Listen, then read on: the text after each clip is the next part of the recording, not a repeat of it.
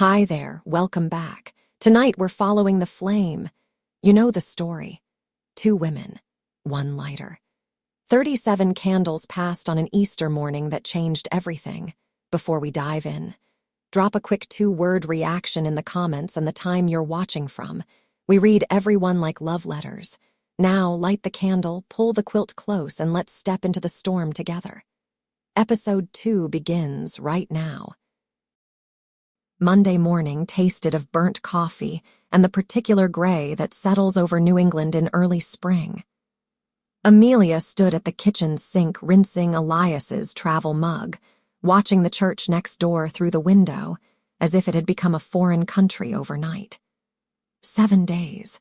168 hours since she had stepped out of Rowan Vale's office with the taste of almost on her tongue. 7 nights of lying perfectly still beside her sleeping husband, while every nerve in her body replayed the exact pressure of fingertips against her waist. She had expected the wanting to fade, the way a bruise fades. Instead, it had deepened, spreading under the skin like ink dropped in water. Elias kissed her cheek on his way out, dry, quick, affectionate, and reminded her about the finance committee at 7. She nodded, smiled, waved from the doorway in her pale pink cardigan and pearl earrings, the uniform of the flawless pastor's wife. The moment his car turned the corner, she let the smile fall and pressed both palms to the cool countertop until the shaking subsided. The week began its slow, merciless choreography.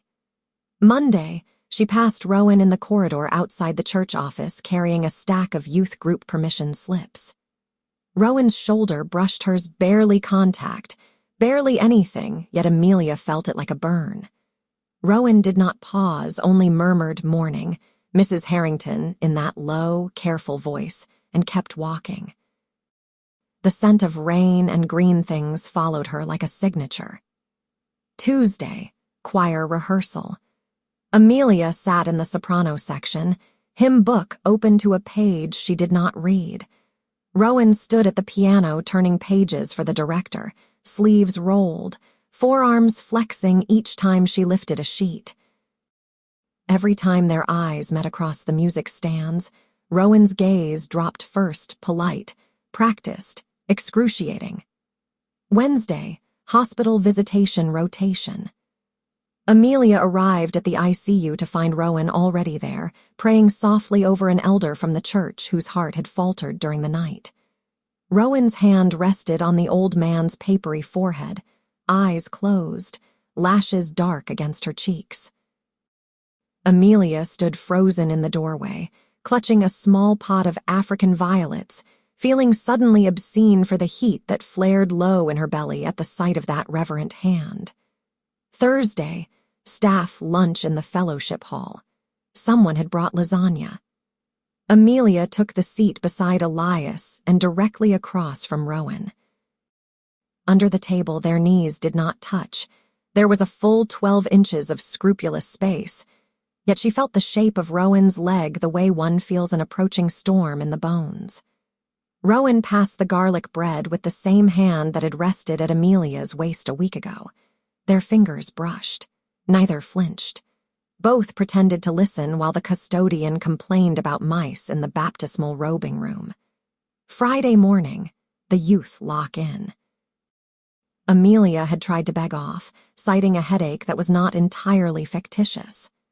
Elias had looked at her with gentle concern and said, "Rowan could use another adult. The kids adore you." She had agreed, of course. She always agreed. By Friday evening, the church basement was a riot of teenage laughter, pizza grease, and the tinny echo of worship songs played too loud. Amelia wore jeans for the first time in years, practical. She told herself, and a modest navy sweatshirt that suddenly felt like a costume 2 sizes too small. Rowan wore black leggings and an oversized Grace Community T-shirt knotted at the waist, hair in a messy bun that made Amelia's palms itch to set it free. They moved through the chaos like planets in separate orbits, Rowan leading games, Amelia supervising the snack table, both of them orbiting the same dangerous gravity. Each accidental meeting of eyes lasted half a second longer than strict propriety allowed. Each smile was offered to the room, but meant only for one person. At midnight, the youth pastor dimmed the lights for quiet reflection time. 40 teenagers sprawled on sleeping bags, flashlights under chins, whispering ghost stories. Amelia stood at the back of the room, arms folded tight across her chest, watching Rowan crouch beside a homesick freshman, speaking too softly to be overheard. The gentleness in Rowan's profile undid her more thoroughly than any deliberate seduction could have. At 200 a.m., the other chaperones dozed in folding chairs. Amelia's eyes burned with exhaustion and something fiercer. She slipped upstairs for air, telling herself it was only to check the sanctuary thermostat. Rowan followed 5 minutes later. Amelia heard the soft tread on the stairs and knew, without turning, who it was. She stood in the narthex, hands pressed to the cool oak of the sanctuary doors, staring at her own distorted reflection in the brass push plate. Rowan stopped 2 paces behind her. "We're both awake," she said quietly. "Might as well be useful." Amelia's laugh came out ragged. "I passed useful sometime around Tuesday." Silence stretched, thin and bright. Rowan's voice dropped even lower. 48 hours. Then the building's empty again. Amelia closed her eyes. The words were a match held to dry grass. "I know," she whispered. Behind them, a burst of teenage laughter echoed up the stairwell, ordinary and far away. Rowan took 1 step closer, not touching, only near enough that Amelia felt the warmth at her back. "I count the minutes," Rowan said against her hair, so softly the confession might have been imagination. "Every single one." Then she was gone, footsteps retreating down the stairs, leaving Amelia alone with the echo of a promise and the sudden, dizzying certainty that the next 48 hours would be the longest of her life. She pressed her forehead to the cool wood of the door and waited for her heart to slow, knowing it would not. The basement lights had been dimmed to a bruised purple, the glow of a dozen phone screens flickering across 40 teenage faces like fireflies. Sleeping bags rustled. Someone's playlist shifted to slow worship songs no one had asked for. The air smelled of pepperoni, teenage sweat, and the particular sweetness of Mountain Dew left open too long. Amelia sat on the bottom step, elbows on her knees, watching the room the way a lighthouse keeper watches a stormy sea. She had not slept more than 20 minutes at a stretch since Thursday. Every time she closed her eyes, she felt Rowan's breath against the nape of her neck in the narthex, the ghost of words that had never quite been spoken aloud. Across the room, Rowan knelt beside a cluster of sophomore girls who were braiding each other's hair and whispering about crushes. She listened with the same grave attention she gave to sermons, nodding at exactly the right moments. One of the girls, Lily Caldwell, braces and freckles and a heart already half in love, leaned her head on Rowan's shoulder. Rowan let her. Amelia felt the small, sharp stab of something that was not jealousy and not generosity and refused to be named. At 307 a.m., the youth pastor finally surrendered to exhaustion and stretched out on an air mattress near the stage. Within minutes, he was snoring in soft, clerical counterpoint to the worship ballad still looping from someone's speaker. The other adult chaperones had long since claimed corners and bean bags. The room settled into the low, uneven breathing of almost sleep. Rowan stood, stretched slow, cat-like, and scanned the dimness. Her gaze found Amelia immediately. A silent question. Amelia answered with the smallest tilt of her head toward the stairs. They moved separately. Rowan first, weaving between sleeping bags with the careful grace of someone used to not waking children.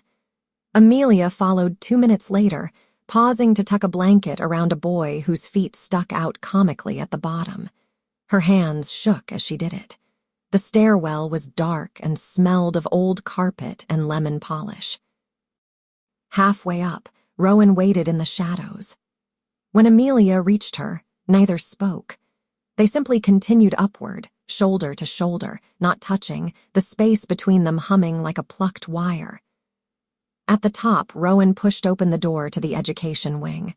The hallway stretched long and empty, lit only by the red exit sign and the faint spill of streetlight through the nursery window. They walked without discussion to the nursery, bright murals of Noah's animals, tiny tables, the faint scent of graham crackers and despair. Rowan closed the door behind them, did not lock it. They were still, technically, on duty.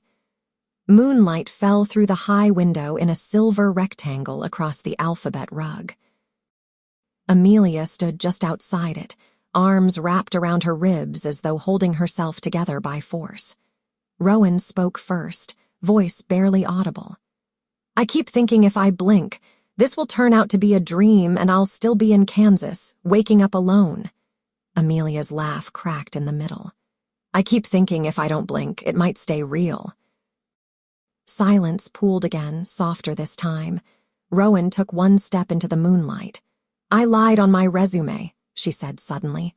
"Not the degrees, the references are real, but I told the search committee I'd never been in love. I thought it made me safer." Amelia felt the confession land between her shoulder blades like a hand. "Why tell me now?" "Because I'm tired of being safe." Rowan's voice shook on the last word. "And because you deserve to know what you're walking into." Amelia turned. The moonlight painted Rowan's face in stark relief, cheekbones, mouth, the exhausted smudges beneath her eyes. She looked impossibly young and impossibly old at once. "I'm already in," Amelia said. The words came out steady, stripped of apology. "I was in the moment you looked at me during your sermon and didn't look away." Rowan closed the distance in 2 strides. They stopped a breath apart, trembling. "I won't ask you to leave him," Rowan whispered. "I have no right." "I know." "I won't ask you to lie more than you already are." "I know." Rowan lifted her hand, hovered, then let it fall without touching. "Then what are we doing?" Amelia answered by reaching out first. She curled her fingers around Rowan's wrist, felt the frantic jump of pulse beneath thin skin. "We're surviving until Tuesday." Rowan's eyes fluttered shut. When they opened again, they were wet. 36 hours, 42 minutes. Amelia's thumb traced the inside of Rowan's wrist once, a promise and a benediction. "Count them with me." Somewhere downstairs, a teenager laughed in their sleep. The sound drifted up the stairwell like a reminder of the world waiting beyond these walls. Rowan leaned forward until their foreheads touched. They stood like that, chaste, aching, breathing each other in until the need to move, to return, became unbearable. When they separated, it was with the slowness of people pulling apart something knitted together by blood. Rowan smoothed a strand of hair from Amelia's cheek with the back of one finger. "Go first," she whispered. "I'll follow in 5. Amelia nodded. At the door she paused, looked back. Rowan stood in the moonlight surrounded by tiny chairs and faded posters of smiling lambs, looking suddenly, heartbreakingly breakable. "Rowan," Amelia said, the name soft and new in her mouth. Rowan lifted her head. 36 hours, Amelia repeated. 41 minutes now. Rowan's smile was small and fierce and entirely without repentance. Amelia slipped into the hallway, closed the nursery door with infinite care, and walked back down to the purple-lit basement where 40 teenagers slept the sleep of the innocent. She did not sleep again. The nursery door closed behind Rowan with the softest click, yet the sound cracked through Amelia like a gunshot. They stood 3 feet apart on the alphabet rug, surrounded by plastic bins of Duplo blocks and a cardboard ark whose smiling giraffe had one eye missing. The absurdity of it, 2 grown women trembling in a room built for toddlers, should have been comical. Instead, it felt sacred, like standing inside the hollow of a bell just before it rings. Rowan spoke first, so quietly the words barely disturbed the air. "I can still leave.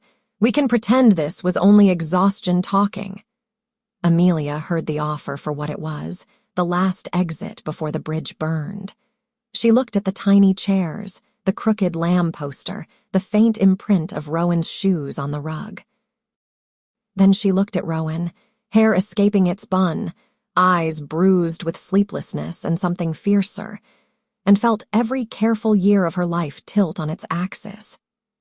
"No more pretending," she said. The distance between them vanished. Rowan reached her in 2 strides, hands rising to cup Amelia's face with the reverence of someone touching scripture for the first time. Thumbs brushed the corners of Amelia's mouth, learning the shape of it the way the blind learn Braille. Amelia's own hands found Rowan's waist, fingers curling into the soft cotton of the oversized t-shirt, anchoring. Their first kiss was not gentle. It was 7 days of starvation compressed into one breathless collision, teeth grazing, a soft, broken sound from someone's throat, the faint taste of peppermint gum and sleeplessness. Rowan backed Amelia against the waist-high bookshelf. A plastic Noah toppled and rolled across the rug unnoticed. Amelia's spine met the edge of a shelf. She welcomed the small pain because it meant this was real. They broke apart only when air became necessary. Foreheads pressed together, breathing ragged. "I've wanted to do that since the handshake line," Rowan whispered against her mouth. "I've wanted it since you looked at me during the prodigal sermon and saw everything I was hiding," Amelia answered. Rowan laughed, low, shaky, delighted, and kissed her again, slower this time, deliberate. Learning. Amelia felt the exact moment Rowan tasted the salt of tears she hadn't realized were falling. "Hey," Rowan murmured, pulling back just far enough to search her face. "Talk to me." Amelia shook her head, embarrassed. "I don't know how to be this happy and this terrified at the same time." Rowan's thumbs wiped the tears away with exquisite tenderness. "Then we'll be both. Together." She kissed Amelia's closed eyelids, the bridge of her nose, the corner of her mouth, small, reverent presses that felt like absolution. Amelia's hands slid up beneath the hem of Rowan's t-shirt, kneading skin. The discovery that Rowan was trembling just as violently undid her more thoroughly than any practiced touch could have. They moved without discussion to the corner farthest from the door, backs against the wall beneath a poster of Daniel in the lion's den whose lions looked suspiciously friendly. Rowan slid down first, pulling Amelia with her until they sat on the rug, knees overlapping, hands linked. Time lost meaning.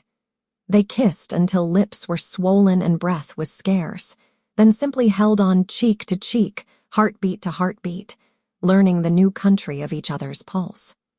At some point, Rowan rested her head on Amelia's shoulder and whispered into the hollow of her throat. "I used to think desire was the opposite of holiness. Turns out it might be the doorway." Amelia's answer was to thread their fingers together and press a kiss to the inside of Rowan's wrist, right over the frantic beat. Minutes or hours later, they no longer knew. A burst of laughter echoed from the basement. Reality intruded like cold water. Rowan stiffened. "We have to go back," she said, but made no move to release Amelia's hand. "I know."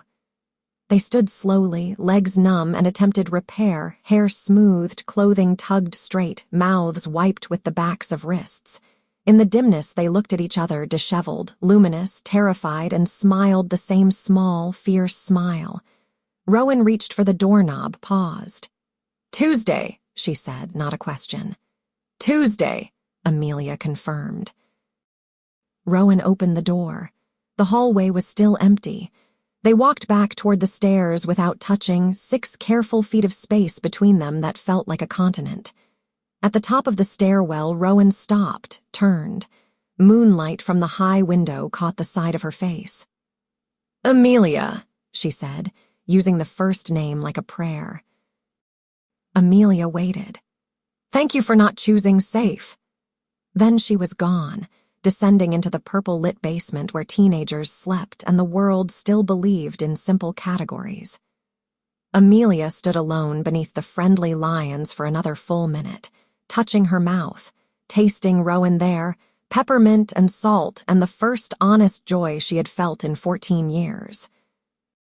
She followed a moment later, stepping carefully over sleeping bags and abandoned pizza boxes, and took her place on the bottom step again. But everything had changed.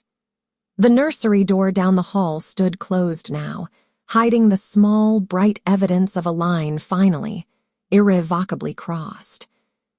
The lock-in ended at 7:30 with the smell of donuts and the bleary triumph of teenagers who believed they had conquered adulthood by staying awake until sunrise. Amelia stood at the door handing out plastic bags of leftover goldfish crackers and parental reminder slips, smiling the same measured smile she had perfected years ago. No one noticed that her lips were slightly swollen or that her pulse still fluttered like a trapped moth. Elias arrived at 8 to help load sleepy middle schoolers into minivans. He took one look at her and frowned with gentle concern. "You're gray, darling. Go home and sleep. I'll finish here." She wanted to protest. Duty was easier than solitude, but her body betrayed her with a sudden, treacherous sway.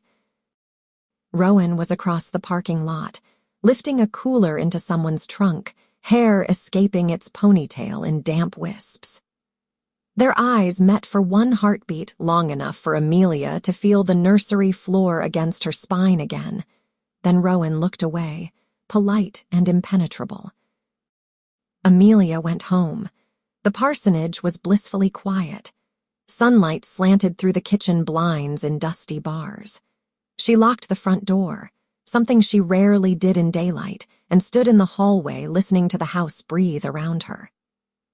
Every ordinary object felt accusatory: the wedding portrait above the console table, Elias's study Bible open to Romans on the sideboard, the small brass plaque by the door that read the Harringtons, serving with joy. She climbed the stairs slowly, gripping the banister like an old woman. In the bedroom, she stripped off the jeans and sweatshirt that still carried the faint scent of Rowan's skin and stood under the shower until the water cooled. The mirror revealed nothing unusual: same pale shoulders, same careful collarbones, only the faint pink marks along her waist where Rowan's fingers had pressed too hard. She stared at them until they blurred. Sleep, when it came, was not rest. She dreamed of the nursery lions turning their painted heads to watch, of Rowan's mouth against her throat whispering Latin she didn't know, of Elias standing in the doorway holding the small gold cross torn from Rowan's neck. She woke gasping at noon, sheets twisted, mouth dry. Downstairs, the phone was ringing. She let the machine catch it, Mrs. Aldridge wondering if Amelia could bring a casserole to the bereavement luncheon on Tuesday. The word Tuesday sliced clean through her. She drank coffee she didn't taste and sat at the kitchen table staring at the church through the window. The steeple looked taller today, accusatory. She tried to pray habit older than memory, but the words dissolved before they formed. Instead, she kept touching her mouth, her collarbone, the inside of her wrist where Rowan's pulse had beat against her own. At 3 o'clock, Elias came home, cheeks wind burned from helping a parishioner move furniture. He kissed her forehead. "You still look wrecked," he said fondly. "Bed, doctor's orders." She obeyed because it was easier. He brought her chamomile tea and tucked the quilt around her shoulders the way he had when they were newlyweds, and she caught every cold that passed through the congregation. His kindness felt like sandpaper. She pretended to sleep until his breathing evened out in the study below. Then she lay wide-eyed in the darkening room, counting heartbeats until Tuesday. At dusk, she rose, showered again as though water could wash away the taste of another woman's mouth, and dressed in the softest things she owned, gray leggings, an oversized cream sweater that slipped off one shoulder. She padded barefoot to the kitchen and made toast she didn't eat. Elias found her there at 8, staring at the untouched plate. "Amelia." His voice was gentle, worried. "Talk to me." She opened her mouth and felt the lie rise automatically, headache, exhaustion, the lock-in. Instead, something else slipped out. "I think I'm losing my faith," she said. The words hung in the air like smoke. Elias went very still. Then he crossed the room and knelt in front of her chair, taking both her hands in his. "Tell me what you need," he said simply. She looked at their joined hands, his familiar, hers trembling, and felt the chasm between what she needed and what she could ever ask of him open wide and black beneath her feet. "Time," she whispered. "Just time." He nodded, trusting as always, and pressed a kiss to her knuckles. "Take all you need. I'm here." She let him hold her after that, curled against his chest on the couch while some innocuous British mystery played on the television. His heartbeat was steady, familiar, safe. She counted it against the wilder rhythm still echoing from the nursery and felt something inside her split cleanly in two. When they finally went to bed, he fell asleep within minutes. She lay in the dark and stared at the ceiling, feeling the hours crawl across her skin like ants. Tuesday, she thought. 39 hours now. She turned her face into the pillow so he would not hear the small, broken sound that escaped her throat, half sob, half prayer, all surrender. Sunday morning arrived wrapped in pale gold light and the particular hush that settles over a church before its people arrive. Amelia stood at the bedroom window in her slip, watching the parking lot fill one car at a time, and felt the week's exhaustion settle into her bones like lead. She had slept perhaps 6 hours in 3 days. Every nerve felt flayed. Elias was already downstairs humming A Mighty Fortress while he knotted his tie. She dressed with the mechanical precision of a soldier preparing for battle. The dove gray sheath dress with the high neck, the single strand of pearls, hair twisted into its flawless knot. In the mirror, she looked exactly as she always had, serene, untouchable, the perfect pastor's wife. Only the faint bruise of sleeplessness beneath her eyes and the swollen curve of her lower lip betrayed her. Rowan was preaching again. Elias had asked her to take the pulpit while he tended a dying parishioner in the hospital. The knowledge had sat in Amelia's stomach like a stone since Friday. She arrived early, as always, to open the sanctuary and light the candles. The building was empty, cool, smelling of lemon oil and candle smoke. She walked the aisle slowly, heels muffled by the crimson runner, and paused at the front pew, her pew. The lectern loomed above her, polished oak catching the first colored shards of stained glass light. She could still feel Rowan's back against that lectern, the faint warmth of palms that had later pressed against her own skin in a moonlit nursery. The memory rose so vividly she had to grip the pew in front of her to stay upright. Footsteps behind her. She turned too quickly. Rowan stood in the center aisle, simple black robe over charcoal slacks, collar open just enough to reveal the small gold cross resting against her throat. Her hair was down today, dark and straight, framing a face pale with the same exhaustion Amelia carried. Their eyes met across the rows of empty pews and held. Neither spoke. There was nothing safe to say inside these walls with the clock ticking toward 9:30. Rowan inclined her head, barely a nod, barely anything, and moved past Amelia to the chancel steps. She climbed them slowly, placed her notes on the lectern, and rested her hands exactly where Amelia had imagined them. Then, without turning, she spoke so softly the words were meant for only one person. "Front pew, left side. Same as always. Amelia's throat closed. She managed a single nod. Rowan's fingers tightened almost imperceptibly on the wood. Good. Then the organist arrived and the spell cracked. Doors opened, voices spilled in, the sanctuary filled with the ordinary chaos of Sunday. Amelia took her seat, folded her hands in her lap, and waited. The service unfolded with excruciating normality. Call to worship, hymn, children's moment. Rowan knelt on the chancel steps for the children exactly as she had her first Sunday. But today, when she looked up, her gaze sliced straight to Amelia and lingered half a heartbeat too long. A mother beside Amelia shifted, sensing something, then dismissed it. When Rowan rose to preach, the room quieted the way it always did when truth was about to be spoken aloud. Her text was the woman at the well, but Rowan told it differently, no gentle Sunday school version. She spoke of thirst that had nothing to do with water, of a woman who came to the well at noon because she was tired of being stared at in the cool of morning, of 5 husbands and the 6th who would not even give her his name. She spoke of Jesus seeing every cracked place in the woman's life and offering living water anyway. Some of us, Rowan said, voice low and steady, have spent years arranging our lives so no one can see the cracks.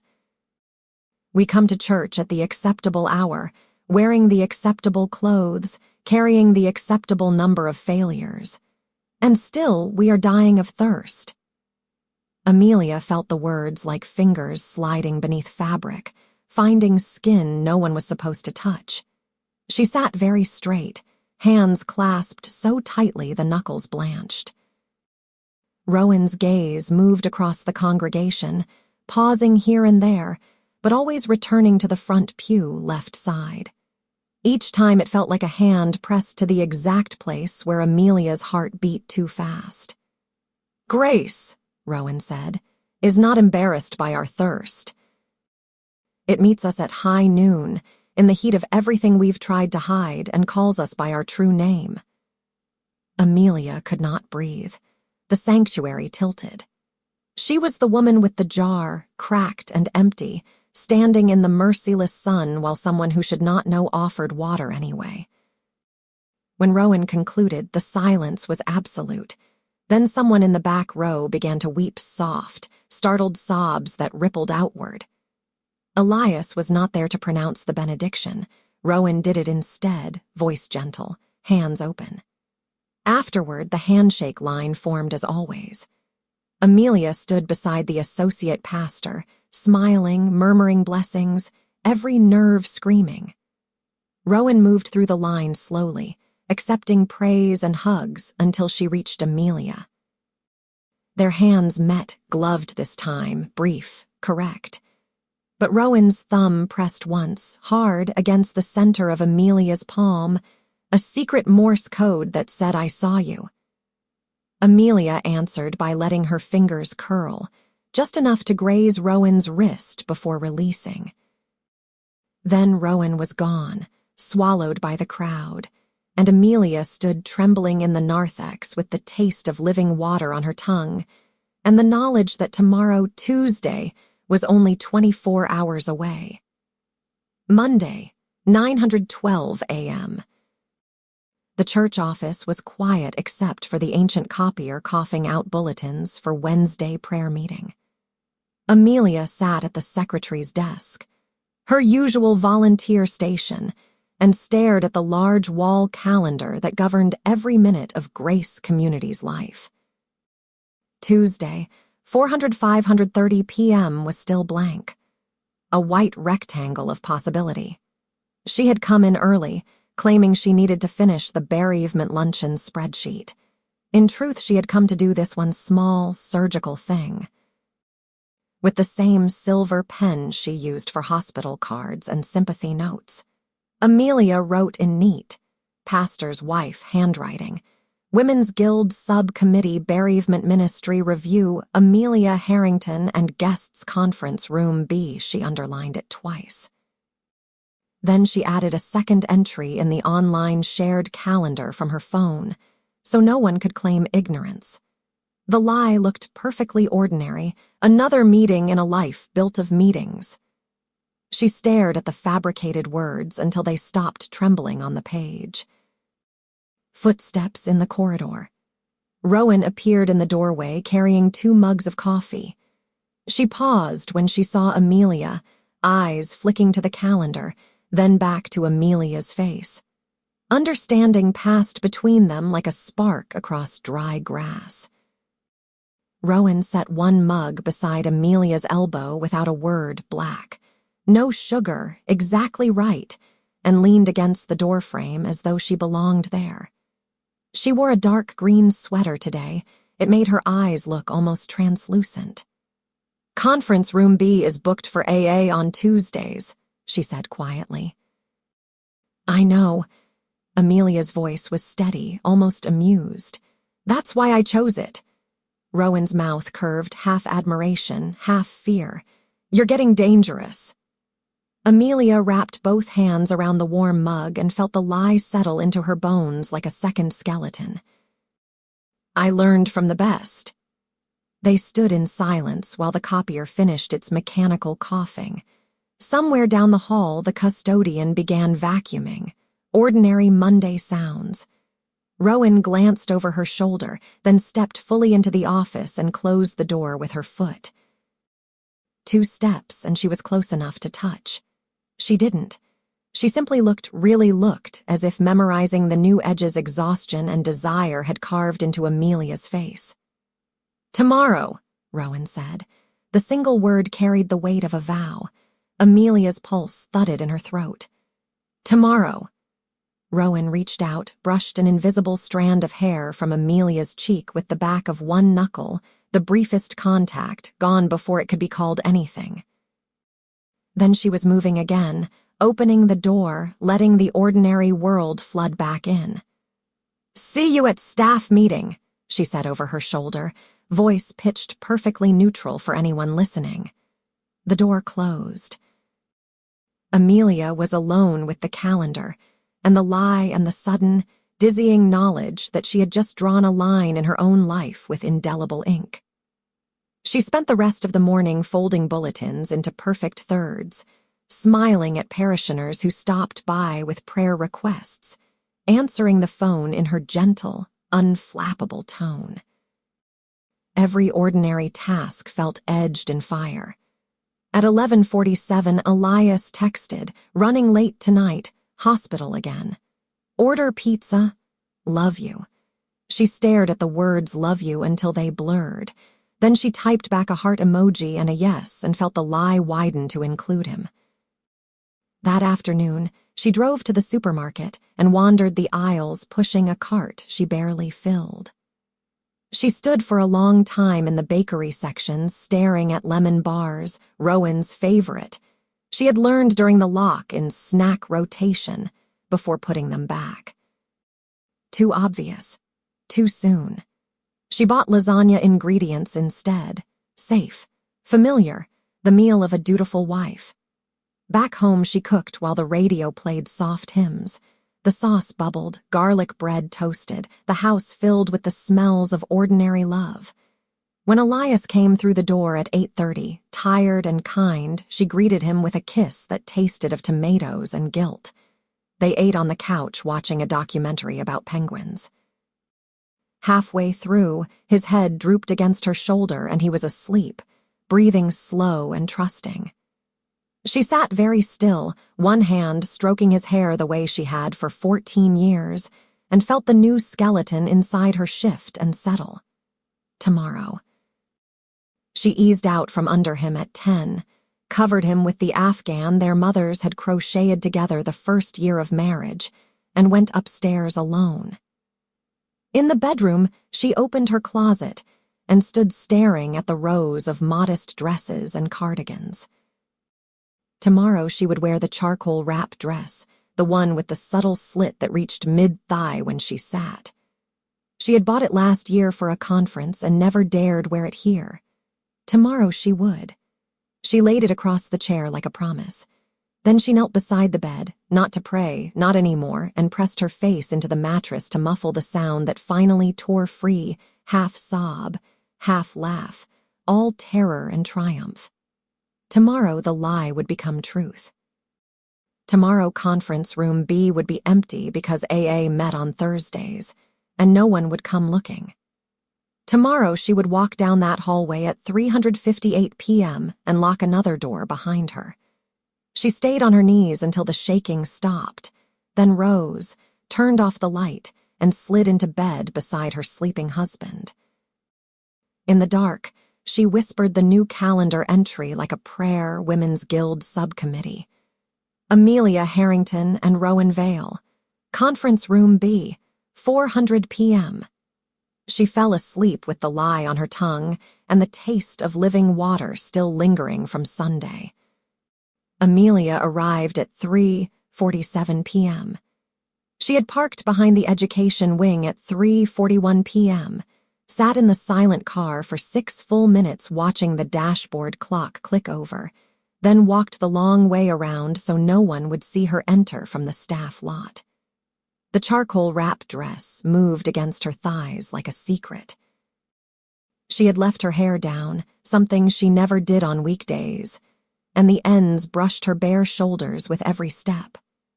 Conference room B was on the ground floor, past the nursery, past Rowan's office. The corridor smelled of floor wax and old coffee. Every door was closed. The building held its breath. She passed Rowan's office without looking. The blinds were half drawn, the light off, and felt the pull of it anyway, like a riptide. At 3:52 p.m. she reached the conference room. The handwritten sign she had taped to the door yesterday still hung crookedly. Women's Guild Subcommittee, please do not disturb. She peeled it off, crumpled it, slipped it into her pocket. The room was dim, blinds closed, overhead fluorescents off, only the thin green exit sign and the late afternoon light leaking around the edges. A long table, 12 rolling chairs, a whiteboard still bearing last week's budget numbers in blue dry erase marker. Nothing else. She closed the door behind her and stood with her back to it, pulse roaring in her ears. At 3:58 p.m. the handle turned. Rowan stepped inside, shut the door, and locked it without looking away from Amelia's face. She wore the same dark green sweater from yesterday, sleeves pushed high, collar open. Her hair was loose too. They had matched without planning it. Neither spoke. Rowan leaned back against the door as though the small distance was the only thing keeping her upright. Amelia stayed where she was, hands pressed flat to the wood behind her, feeling the lock bite into her spine. Rowan found her voice first low, rough. "Tell me you're sure." Amelia answered by crossing the room in 4 deliberate steps. She stopped a breath away, close enough to see the faint tremor in Rowan's lower lip, the quick rise and fall of her chest. "I have never been more sure of anything," she said. Rowan's exhale shook. Then her hands were on Amelia's waist, pulling her in, and Amelia's own hands slid into dark hair exactly as she had imagined 1,000 times in the dark beside her sleeping husband.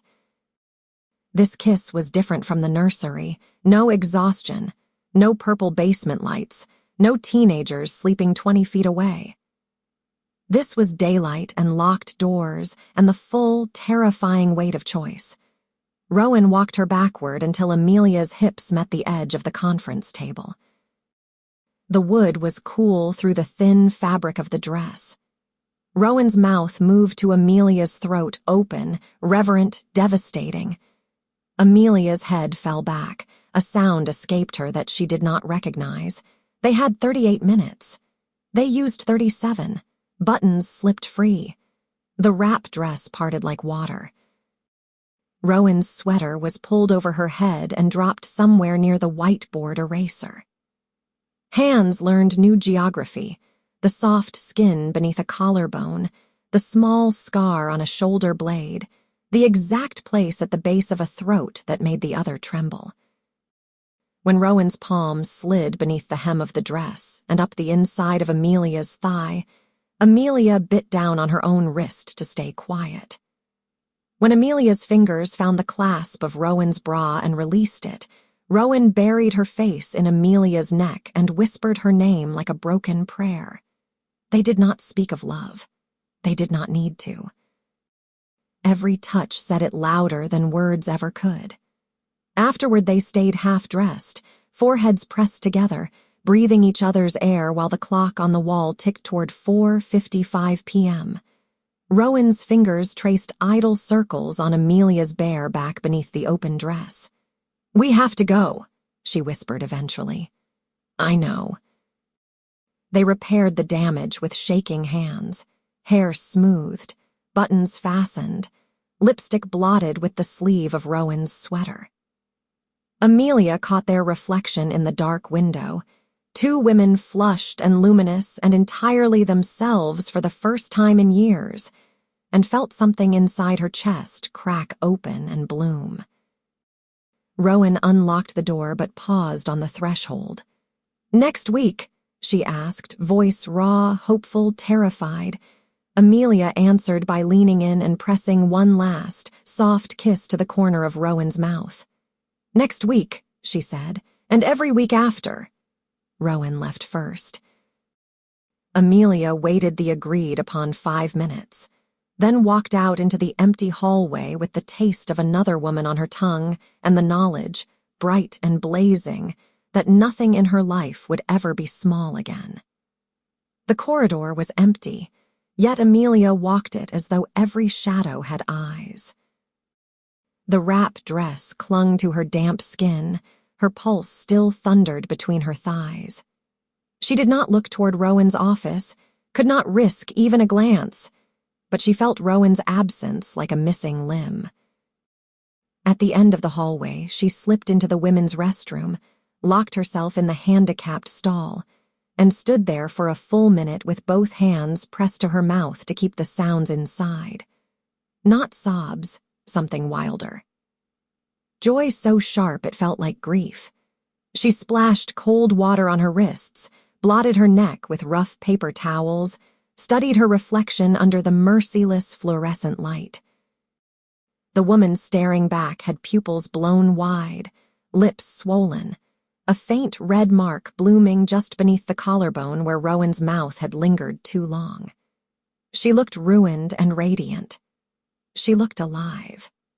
Amelia buttoned the dress to its highest point, twisted her hair back into something resembling its usual knot, and walked out into the late afternoon sunlight as though nothing had changed. The sanctuary was unlocked.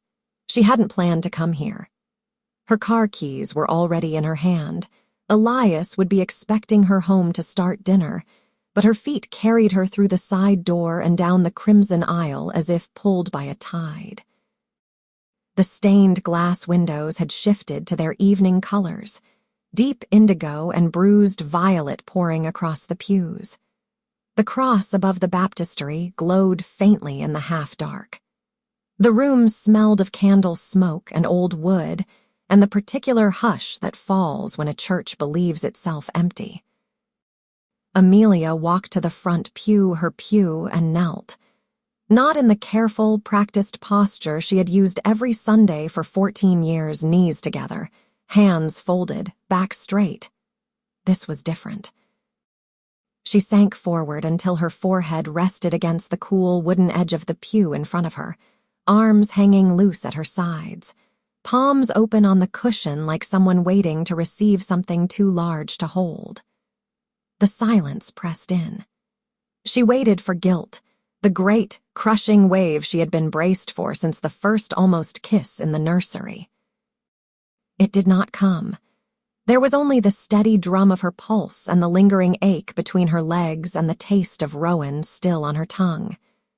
She tried to pray the way she once had, measured phrases, petitions for forgiveness, promises to do better. The words crumbled before they formed. Instead, a single sentence rose, raw and unadorned, "I am not sorry." The confession echoed off the vaulted ceiling and came back to her changed, larger, truer. Tears came then, not the pretty, repentant kind. These were ugly, shoulder-shaking, nose-running tears that soaked the cushion and left her gasping. She let them fall. She had spent 14 years being quiet and dry-eyed and good. She was done. When the storm passed, she stayed on her knees a little longer, breathing in the scent of lemon oil and melted wax and her own unraveling. The light shifted again, the indigo deepened to black. Somewhere in the walls the building creaked, settling the way old houses do when they decide to keep your secrets. Amelia lifted her head at last and looked straight at the cross hanging above the baptistery. In the dimness, it looked less like judgment and more like witness. "I don't know what this makes me," she whispered to it, to the empty room, to whatever listened. "But I know what it has made me feel, and I will not ask forgiveness for being alive." The silence that followed was not condemnation. It felt, for the first time in her memory, like consent. She rose slowly, knees stiff, and smoothed the front of her dress. The mark beneath her collarbone throbbed when the fabric brushed it, a secret brand. She did not cover it more carefully. Let it stay. At the back of the sanctuary, she paused, hand on the heavy oak door, and looked over her shoulder once more. The pew where she had knelt still bore the damp imprint of her tears, small, dark, irrefutable. She left it there. Evidence.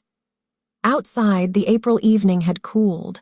The parking lot was almost empty, only the custodian's truck remained. Amelia walked to her car with steady steps, got in, and sat for a moment gripping the wheel. Her phone buzzed, a text from Elias. "Running late. Mrs. Whitcomb's heart again. Leftover lasagna." She typed back quickly, "Take your time. Lasagna's in the fridge. Love you." The lie came easier now, or perhaps it was no longer entirely a lie. Love and betrayal had simply learned to share the same cramped room inside her chest. She started the engine and drove home through streets washed gold with the last of the sun. Humming a hymn under her breath she no longer believed and had never felt more certain of. Behind her, the sanctuary kept her tears on its cushion and her confession in its rafters, and did not tell a soul. Amelia reached the parsonage at 6:12 p.m., later than she had ever returned from a subcommittee meeting.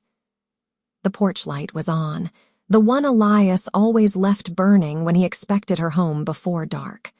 The sight of it, steady, trusting, pressed against her sternum like a bruise. Inside, the house smelled of yesterday's lasagna reheated in the microwave. Elias stood at the stove in shirt sleeves, stirring green beans with the wooden spoon they had bought on their honeymoon in Maine. He turned when she entered, face softening. "There you are. I was starting to worry." His kindness was a blade wrapped in flannel. She crossed the kitchen and let him fold her into a brief, familiar hug. His shirt smelled of hospital soap and the faint cedar of his aftershave. She breathed it in and felt the two worlds inside her grind against each other like tectonic plates. "Long meeting?" he asked against her hair. "Very," she said. The word came out steady, almost amused. "We got a lot accomplished." He pulled back, studied her face. "You look different." Her heart stopped. "Different how?" she managed. He frowned, gentle. "Lighter, maybe, like something's been lifted." She almost laughed. Something had been lifted, every vow she had ever made to be small and good and invisible. "Spring air," she said, and kissed his cheek before he could look closer. They ate at the table instead of the couch, rare for a weekday. He told her about Mrs. Whitcomb's heart monitor, about the grandson who had driven in from Worcester, about the prayer he had offered over a styrofoam cup of terrible coffee. She listened, nodded, asked the right questions. The entire time she felt Rowan's mouth on her throat, Rowan's fingers tracing the inside of her knee under the conference table, Rowan's whispered Amelia against her skin like baptism. After dinner, Elias retreated to his study to finish hospital notes. Amelia washed dishes that were already clean, scrubbed the same pan 3 times, then stood at the sink staring out at the dark church next door.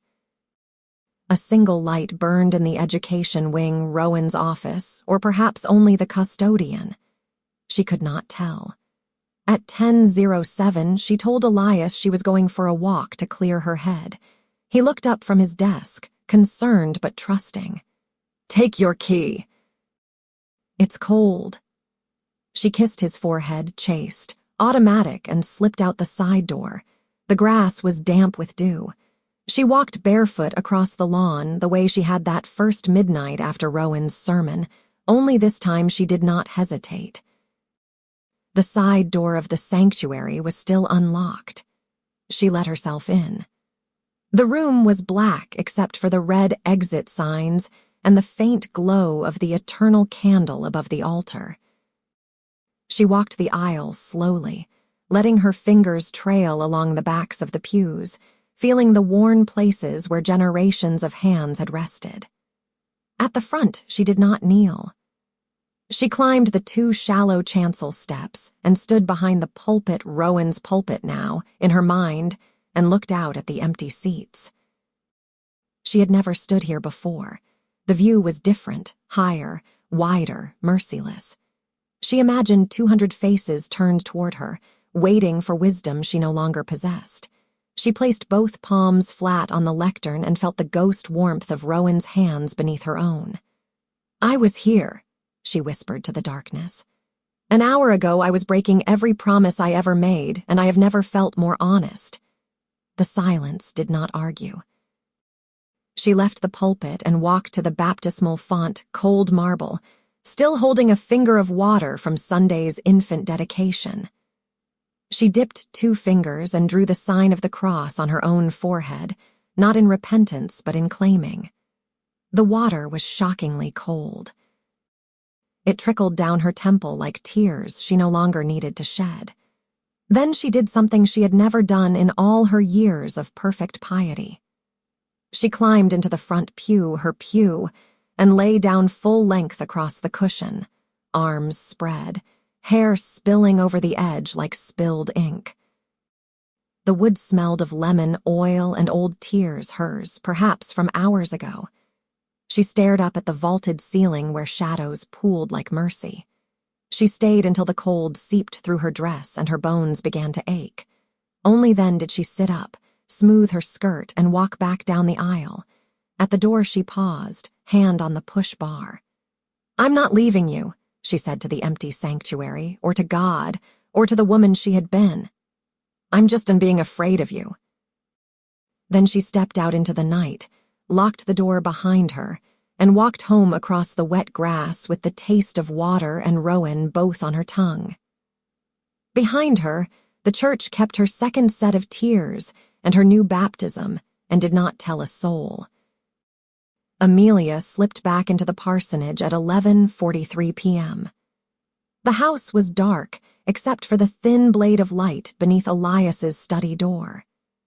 She paused on the threshold, barefoot, dress clinging damply to her shoulders from the night air, and listened to the soft clack of his keyboard. He was finishing tomorrow's hospital devotional, always finishing something for someone else. She should go to him, kiss the top of his head, ask if he wanted tea. Instead, she climbed the stairs in silence and stood in the bedroom that had been theirs for 14 years.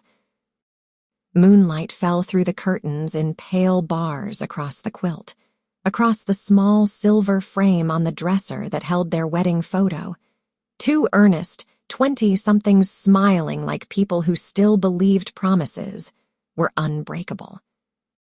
She undressed in the dark, let the charcoal dress fall to the floor without picking it up, and pulled on the old cotton nightgown that had once felt like modesty and now felt like a costume.